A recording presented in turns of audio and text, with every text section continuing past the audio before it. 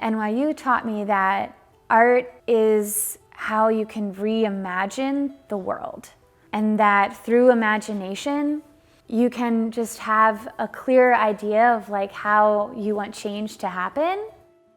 I try to think about us as like co-investigators for an issue, but then also taking action and really thinking critically about the world around us. I have white privilege. I don't have to deal with racism the same way that students do, and I need to check myself every day. Being a white woman teaching all Black and brown students was really something I did not know how to deal with until I went to NYU.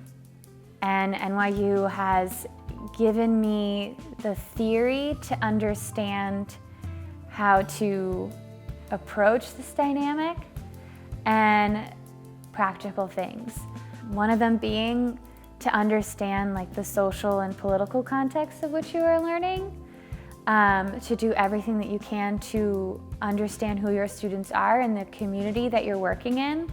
Critical race theory is another component that has informed my practice, just naming racism.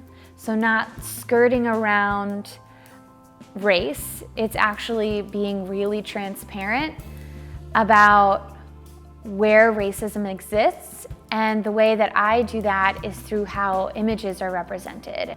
I show my kids, probably 90% of the artists that I show them are African American or people of color, because I want to show them that you can be an artist too, and here are the ways that people of color are making art and telling their story. Like around the classroom, I have so many artists that look like them. If the kids can't see themselves in the curriculum, they're not going to want to be a part of it. Teachers need to make a really active effort to address race and who their students are in every aspect of the curriculum, even their classroom culture and their environment.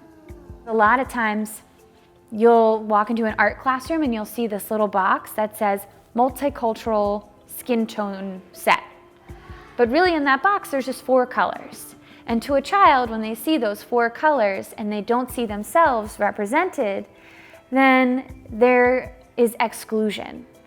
So what I try to do in those types of units where I am really naming race is I'm deconstructing preconceived ideas in a very digestible way for elementary, such as, can you mix your skin tone? And can we talk about the uniqueness of our skin tones? Students come to this classroom with expertise, and my job is to just realize what they are the expert in. I will just put an image up on the board and I'll tell them to turn and tell their partner what they see, think, and wonder. And then they'll have lots of questions.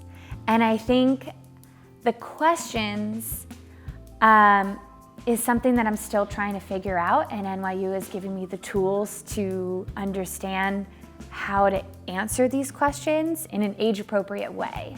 But I think the most important thing is that they are having these questions, because if they're doing that here in the art room, then hopefully they can do that outside of the art room too.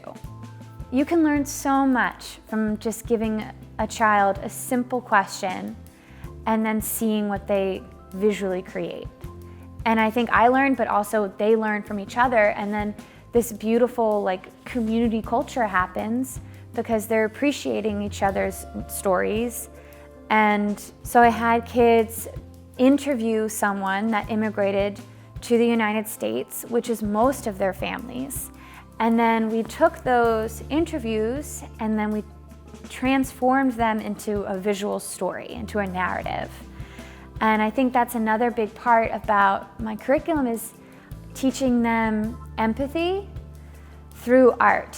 I think it's really important to have conversations with families first.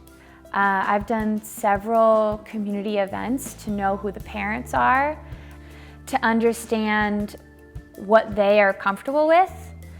And I think a lot of times that people come into the art room And they think like, oh, like they're just learning how to mix colors. Art education is so much more than that. We should teach them how to use the materials, but we should teach them how to think and like give them the tools to think critically about the world. If we're not incorporating social justice in our curriculum, I don't think we're really preparing our students.